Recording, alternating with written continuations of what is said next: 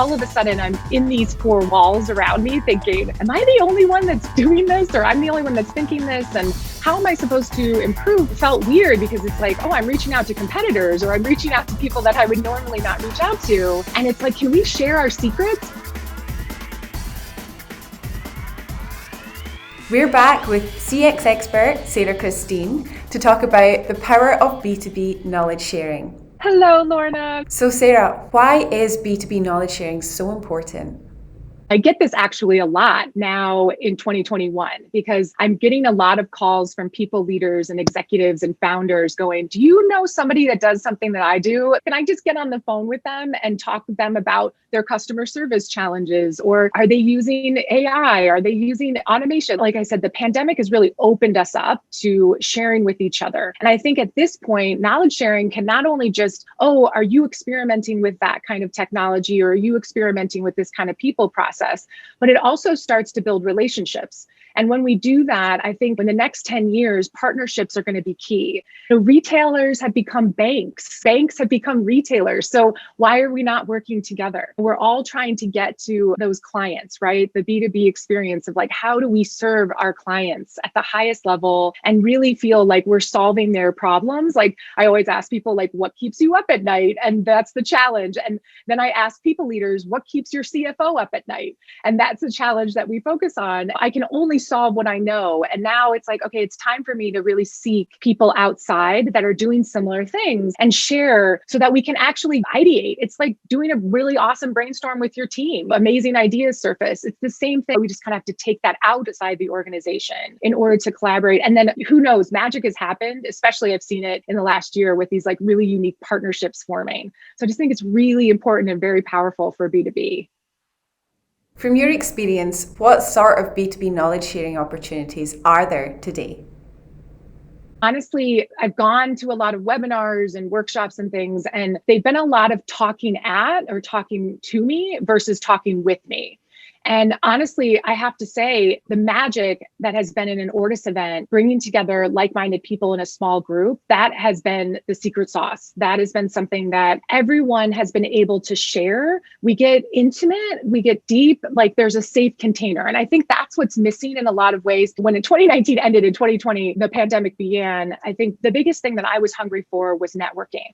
And I missed that in person, those times where you could grab a coffee with somebody, the times that you're at a conference and you're walking around. And how do you do that virtually? Hands down, the experiences that I've had in the last year have been through these moderated events where you come together in a small group and it feels now intimate. In the past, even on virtual last year, there were some things that I've joined and I was like, oh, like I just want to talk to that person and I want to be able to access them, but we didn't even have access to chat, or it was really just someone talking at us about a product or a service. But really creating a container that allows people to feel vulnerable and get intimate and say, like, I want to be able to continue those relationships. And hands down, I got to say, you guys nailed it, because I have made more connections in the last year through the Ortus events, because these people, we really make a connection. We really talk about what's pulling on our hearts, what's keeping us up at night. And we talk about even around one topic that brings us together in a way. We get to say, like, well, how did you continue on with that? Or how did you address that challenge?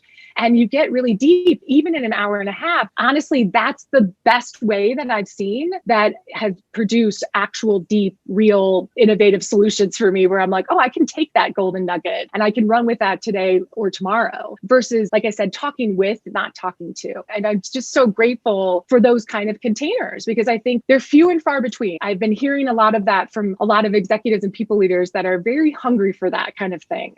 And with an eye on the future, what is next for B2B knowledge sharing? I think what's next is more of this. I think what's next is more of those intimate settings. I think people are hungry for networking. Even when things start to open up, I think what was really the surprise was that the global sharing, really being able to see from different companies, different cultures, different verticals, different industries. I think before 2020, we all did a really great job staying in our circle, in our vertical, like retail talk to retail, finance talk to finance, I talk to experienced designers.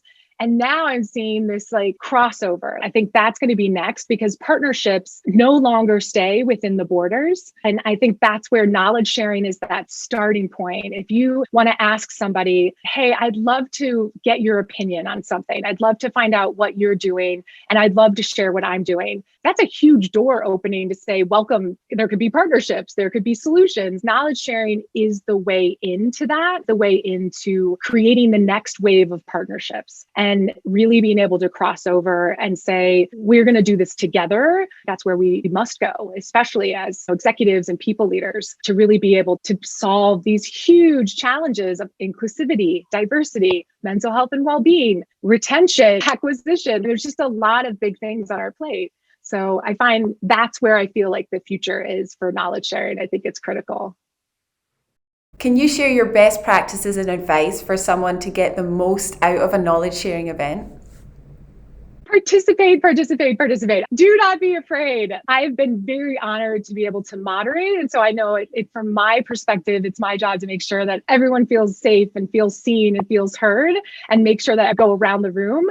But the one thing that feels good is that in these knowledge sharing sessions, especially with what you guys do, they're anonymous. We're not recording. We're not taking this away. So it's as if we're in an intimate dinner. It's as if we're in an intimate setting. So open up, share. It can't hurt. It only helps. And I think the best things have come from that. So I just encourage people to speak up, participate, share what keeps them up at night. This is the opportunity to get all of those amazing, radical, rad, awesome leaders to like give you advice and let's see what they're doing. And I just think you can't find that anywhere. That's like so much more priceless now than any kind of tool or resource that we can get. It's incredible. And that brings us to a close. Thank you so much for spending the time, Sara, and thanks for sharing your wisdom with us. Thank you so much for having me. I am so grateful, biggest fan, and I just really appreciate your time as well. Thank you.